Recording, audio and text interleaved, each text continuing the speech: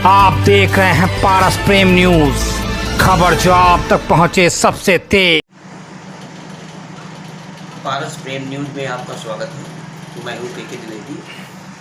आज हम आए हैं विकास सम्राट के पास।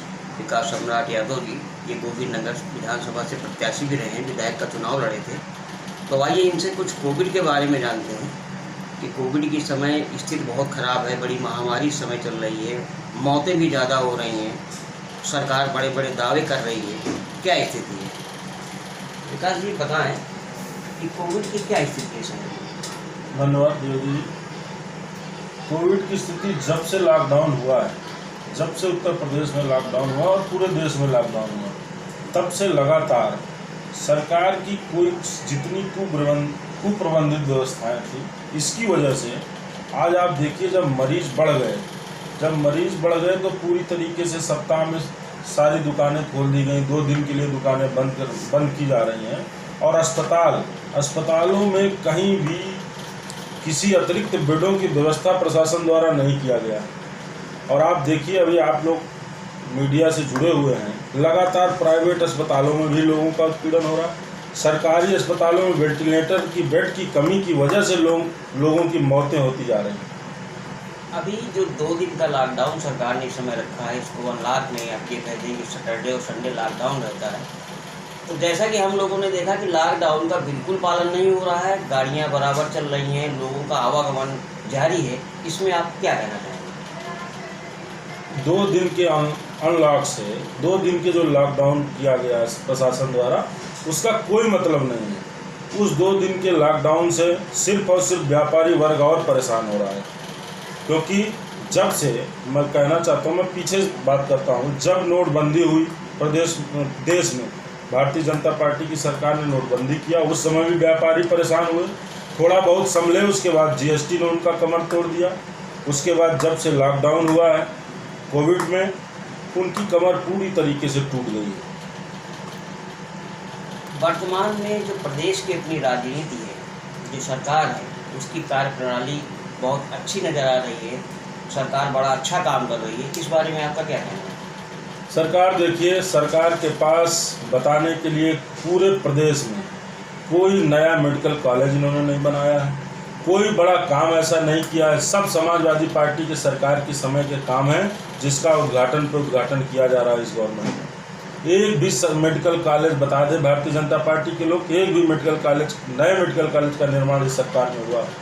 कानपुर की मैं बात करता हूं, कानपुर में मेट्रो का काम चल रहा है, इसका भी उद्घाटन पूर्व मुख्यमंत्री आदरणीय श्री अखिलेश यादव जी किए थे। इसका अलाइनमेंट पूर्व की सरकार में हुआ था। और इसी कानपुर के अंदर तमाम जो बड़ी बड़ी सड़कें रहीं, बड़े बड़े पुल का निर्माण हुआ। बताइए कानपुर शहर के अंदर कौन सी ऐसी ओवरब्रिज का निर्माण हुआ इस सरकार के अंदर?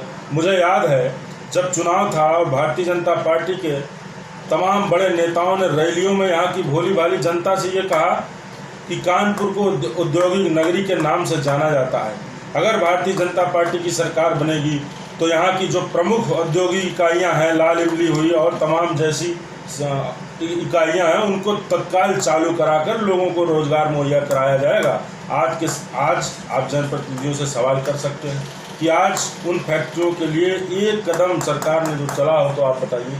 लोग बेरोजगार हो गए। तमाम मल्टीनेशनल कंपनियों में काम करने वाले नौजवान साथी जो नोएडा गाजियाबाद में नौकरी करते थे, वो आज अपने घर में बैठे हैं। सरकार के पास बेरोजगारों के लिए, नौजवानों के लिए, मजदूरों के लिए इनके पास कोई प्लान नहीं है। ये कोई उनकी मदद नहीं कर पा रहे हैं। लोग अपने हाल पर सरकार ने आम जनता को छोड़ दिया है, चाहे वो एक वक्त खाना खा के अपना समय व्यतीत कर रहे हों, चाहे जैसे कर रहे हैं। सरकार इसमें कुछ नहीं कर रही है। एक पार्टी का आपका नारा है काम बोलता है, तो इस काम बोलता का क्या अर्थ है, इसके बारे में थोड़ा बताएं।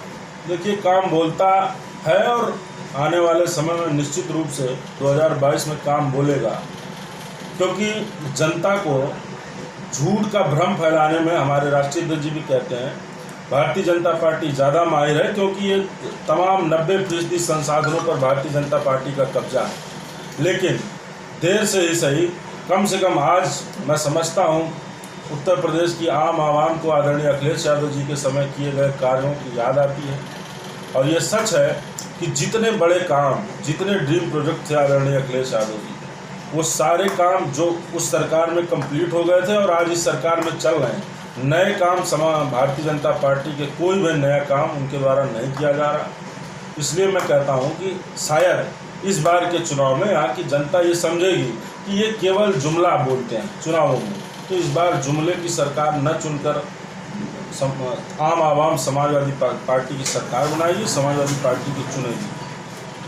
आप गोविंद नगर विधानसभा से चुनाव लड़े थे। चूँकि ये ब्राह्मण बाहुल विधानसभा है, इसमें आप पिछले चुनाव में आपको काफ़ी स्ट्रगल करना पड़ा होगा, तो आपकी इस समय क्या रणनीति चल रही है, जो समस्याएं शहर की हैं उस पर आपका क्या योगदान रहता है? देखिए, समाजवादी पार्टी से मैं बेशक चुनाव लड़ा था और जब से मैं चुनाव लड़ा और हार गया उसके बाद से मैं लगातार क्षेत्र में रहता हूँ और मैं किसी की जात देख के काम नहीं करता हूँ। अगर कोई ब्राह्मण बिरादरी का व्यक्ति दुख में है तो मैं उसके दुख में भी खड़ा होता हूँ, दलित के भी दुख में खड़ा होता हूँ, मुस्लिम के भी दुख में खड़ा होता हूँ।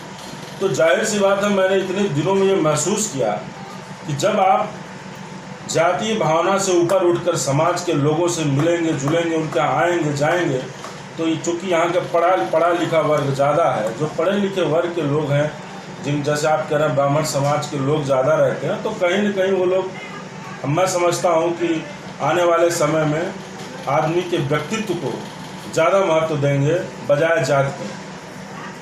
तो ये थे हमारे साथ विकास सम्राट जी और कृपाल सिंह यादव जी। अभी आपने सम्राट जी को सुना, ये विधानसभा का चुनाव लड़े थे और इनके कहने के अनुसार सरकार जो भी काम कर रही है, जितने भी शिलान्यास हो रहे हैं, इनका कहना है कि अखिलेश सरकार के ज़माने के सारे प्रोजेक्ट हैं जिनका ये शिलान्यास करके श्रेय लेना चाहते हैं।